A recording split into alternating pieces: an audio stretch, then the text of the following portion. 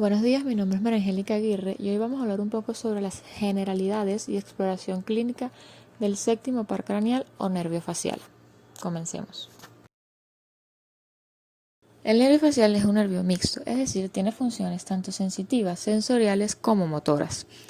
Su origen real, si vemos la imagen para ubicarnos un poco, este nervio va a tener tres raíces.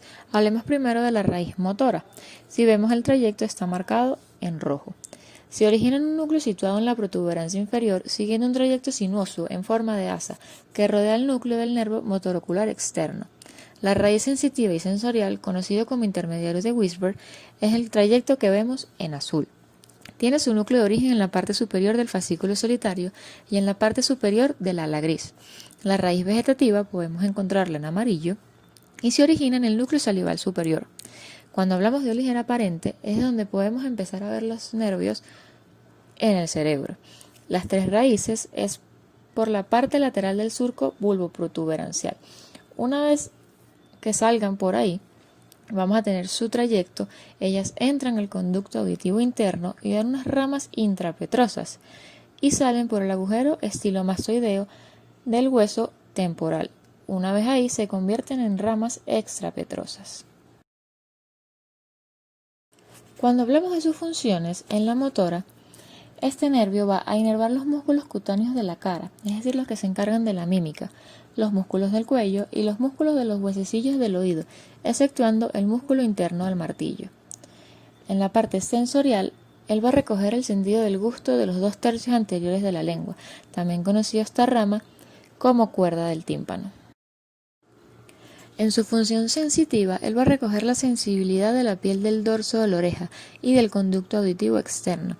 La parte vegetativa se va a encargar de inervar las glándulas lagrimales, las sudoríparas de la cara, las salivales, tanto la sublingual como la submaxilar, la arteria auditiva y sus ramas, los vasos de la mucosa del paladar nasofaringio y las fosas nasales.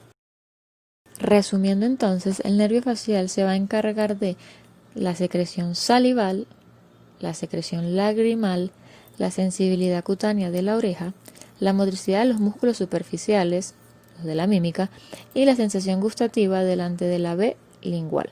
La B es esto que podemos ver aquí, marcado con la flecha en azul. Si la lesión del facial tiene su origen después de su salida por el agujero estilomastoideo, es decir, es una lesión infranuclear, se va a presentar una parálisis completa del lado afectado, conocida como parálisis de Bell.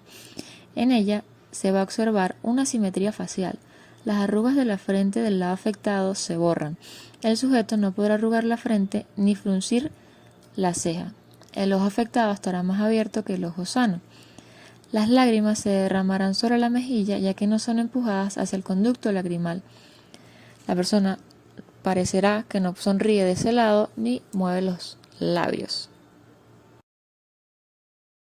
Si la lesión se asienta en el trayecto por el acueducto de Falopio y por debajo del ganglio geniculado, va a provocar todos los signos anteriores, es decir, de la parálisis de Bell, y además, en consecuencia de la participación de la cuerda del tímpano, se añadirá la pérdida del gusto en los 2/3 anteriores de la lengua del lado atacado.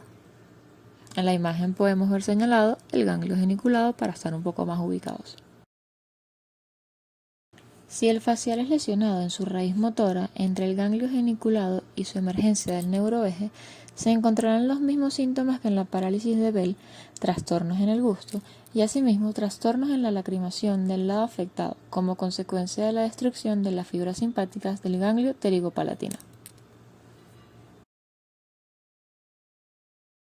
La parálisis facial central se caracteriza porque solo el facial inferior se ve afectado, es decir, la parte baja de la cara, mientras que el facial superior no sufre alteraciones.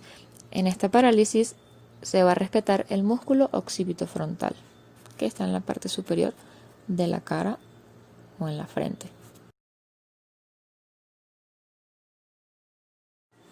Vamos a empezar a hablar de lo que es la exploración clínica del nervio facial o séptimo par craneal. Empecemos por la parte motora. Aquí se va a inspeccionar los rasgos fisionómicos.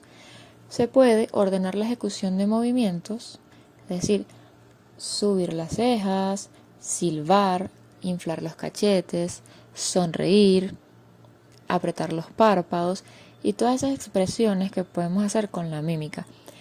Se va a observar si hay o no asimetría en los rasgos faciales. Esto también lo podemos hacer de una manera indirecta. Mientras le hacemos la anamnesis o el llenado de historia al paciente, vemos y notamos en su cara los rasgos que puede tener, que puede hacer, y ahí vamos a observar el facial superior y el facial inferior. La parte sensorial se explorará el sentido del gusto en los 2/3 anteriores de la lengua. Se van a colocar sustancias, la persona va a tener los ojos tapados, dulces, saladas y ácidas en cada lado de la lengua por parte, pidiendo al paciente que asienta si reconoce el sabor. Puede ser café, limón, salsa amarga, esas sustancias bien marcadas. Algunas alteraciones en esta parte pueden ser ageusia, la persona va a tener totalmente perdido el gusto, hipoageusia, la capacidad del gusto va a estar disminuida, y disgeusia es un trastorno en el que hay un mal sabor persistente en la boca, puede ser salado, metálico o rancio. La parte vegetativa se valora mediante la observación de la función y la estimulación de las glándulas. Vamos a recordar que la glándula sublingual tiene diversos conductos excretores y su salivación es subjetiva. Aunque es subjetiva, podemos decirle al paciente que se imagine comida, algo que le guste, para así poder notar la salivación que tiene, si no tiene ninguna salivación o si presenta saliva en la boca. Espero que les haya gustado y sea de su agrado. Y cierro con la frase: el éxito llega a quienes estén dispuestos a trabajar un poco más duro que el resto. Todos los días se aprende algo nuevo. Muchas gracias por su atención.